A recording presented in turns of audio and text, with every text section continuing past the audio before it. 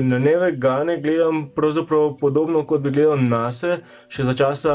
ko sem bil nevegan ali celo še kot časa nevegetarijanec, ko sem verjel, da imam rad živali, a po drugi strani sem se prehranjeval z njihovimi trupli, vendar mi je bilo to tako, kot da bi bilo sam zakol 10 000 kilometrov oddaljen, da to pač se nekako zgodi čarobno in potem, ko rata iz živali, rata zrezek ali pa pač,